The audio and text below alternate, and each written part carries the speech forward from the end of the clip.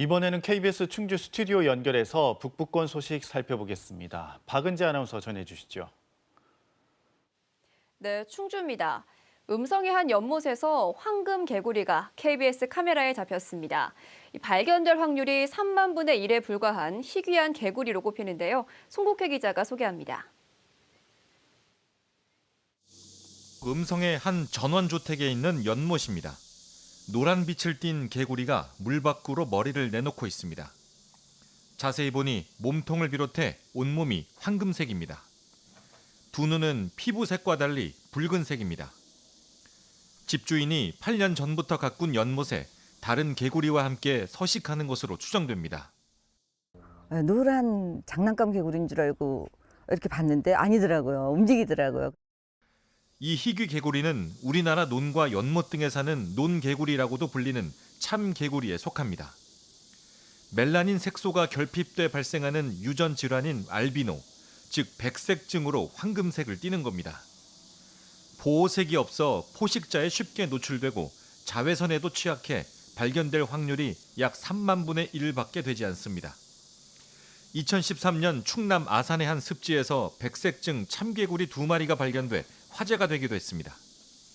멸종 위기종인 금개구리로 오인되는 경우도 있지만 생물 다양성 면에서 보호할 가치가 있다는 게 전문가들의 의견입니다.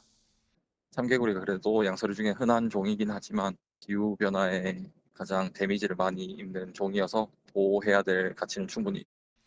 한 시민이 가꾼 작은 연못이 희귀한 황금개구리의 안식처가 되고 있습니다. KBS 뉴스 송국혜입니다.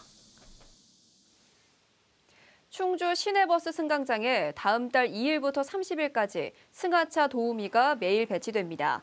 충주시는 최근 개편한 시내버스 노선을 안내하기 위해서 전통시장 등 주요 승강장에서 장날 등에만 운영하던 승하차 도우미를 다음 달에는 매일 운영하기로 했다고 밝혔습니다.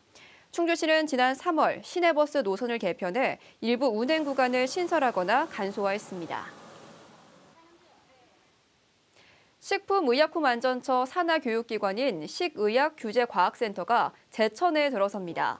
식품과 의약품, 의료기기 등 식의약 분야의 전문가를 육성하는 이 센터는 2027년까지 제천시 청풍면 일대 5천여 제곱미터의 지상 4층 규모로 건립될 예정입니다.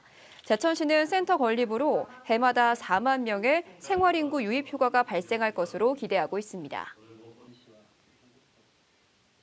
제천시가 이번 여름학생 근로활동 선발 때부터 다자녀 가구의 기준을 자녀 3명에서 2명으로 완화해 적용하기로 했습니다.